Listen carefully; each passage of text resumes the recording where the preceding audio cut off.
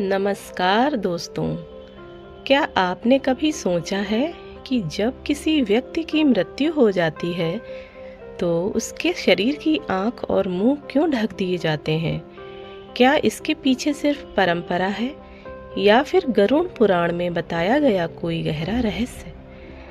आज के इस वीडियो में हम इसी रहस्य को विस्तार से समझेंगे। हिंदू धर्म ग्रंथों के अनुसार मानव शरीर में कुल 9 द्वार होते हैं। इन्हें नव द्वार कहा जाता है। ये 9 द्वार हैं: 2 आँखें, 2 कान, 2 नाक, 1 मुंह और 2 उत्सर्जन अंग। कहा जाता है कि मृत्यु के समय मनुष्य के प्राण इन 9 द्वारों में से किसी एक द्वार से निकलते हैं और जिस द्वार से प्राण निकलते हैं उस अंग पर उसका प्रभाव दिखाई देता है।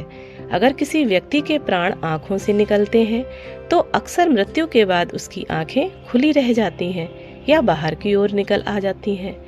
अगर प्राण मुंह से निकलते हैं तो मृत्यु के बाद मुंह खुला या टेढ़ा रह सकता है।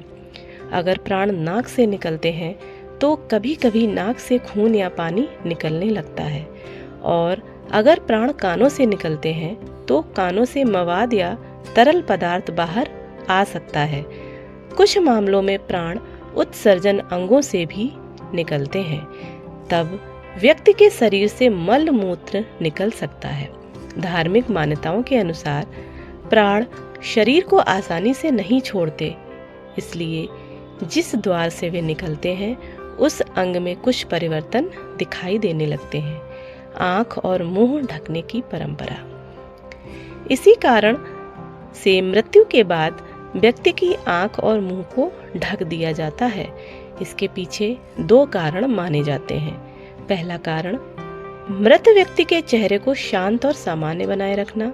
दूसरा कारण धार्मिक मान्यता के अनुसार प्राण के निकलने के बाद शरीर को सम्मान और मर्यादा के साथ रखना। इसलिए अंतिम संस्कार से पहले शरीर की आंख और मुंह को ढक दिया जाता है।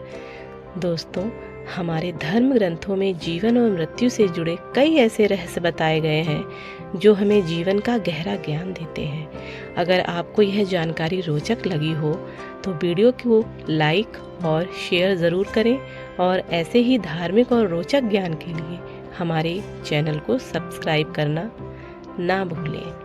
धन्यवाद।